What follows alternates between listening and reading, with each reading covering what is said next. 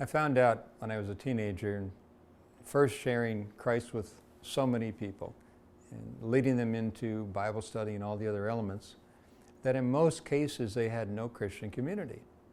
When I say Christian community, it could be an organized formal church, but rarely would people who had no background in that jump into that. They don't just all of a sudden show up and fit the culture and fit the language and wear the right clothing. That's really hard for people, particularly if they're young. And most people who come to Christ are under 18, and 90%, which means we have to relate to them where they are, where they live.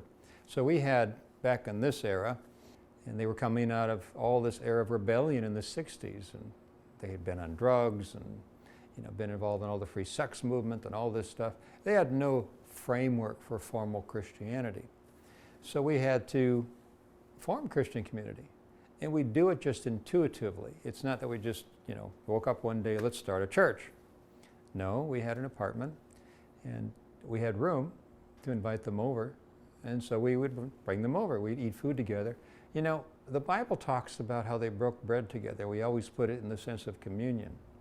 But really that's not what it's talking about in most of those stories.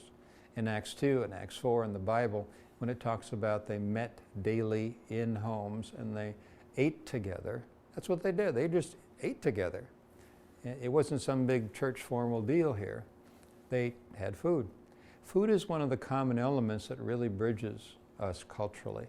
If you eat a meal with somebody, you start to have community with them. So I would really recommend that you start to have food with people. And if you can invite them to your home, a home is a whole other element. People feel safe in a home. They don't have to dress differently. They don't have to pick up some new language or, find out what the lingo in the church service is. They could just come over, eat some food together, start talking, listen to them. They want to talk about their lives, share their lives. You're actually beginning what the New Testament defines as Christian community. 2 or more gathered in my name, the Lord said, and I'm there in their midst. That's what we did. Again, we didn't read a manual. We were just naturally, intuitively thinking about who these people were. Say, well, come on over, have some food. And of course, we had our Bibles everywhere. We had boxes of Bibles. So we ended up in Bible study and lots of other things, and we praying over them. A lot of people were being set free. People were being touched by the Holy Spirit. A lot of great things happening. But it was Christian community. And the community starts with relationship. It's just relating to somebody, listening to them, talking to them, going back and forth. It's something that people catch. They catch that you care.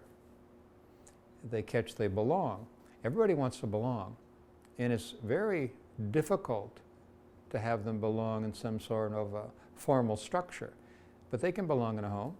They can belong when they eat. When you hang out together, it's just this right environment to belong. That's where Christian community starts. Now, I'm an advocate of moving them towards some accountability in a more formal structure, but we have to start it where they live. If we're talking in a school, I remember sharing my faith with a lot of the people in high school after I came to Christ. And I just talked to them in the hallway. I talked to them afterward in the car and sit out in the parking lot, and all these natural settings, talking to them and listening and sharing and praying together and listening to intimate personal problems. That's where it starts. So if you're trying to build Christian community, and you need to, wherever you are, in whatever environment you're in, just start in natural ways. If you're a mom and you're home with young children, my wife's done so much of this. Bring other moms over. Find ways to take turn watching the kids so that the moms can talk. And just do things that are normal. Have, a cup of tea, a cup of coffee, eat some snacks together, talk, pray for each other, care for each other's needs. This is Christian community in its most basic form. And that's what we read about. We read about in Acts 2, we read about in Acts 4. It's what they did. They had thousands of new believers. They had no formal churches for them to attend of any kind. And they just met in homes. Let's do this. Let's meet in the schools. Let's meet in the homes. All of us can help with Christian community. And then we can lead them, bridge them to some more formal environment with accountability and a structure. but let's all do it at home. Let's all do it at school. We can do this. This is pretty simple.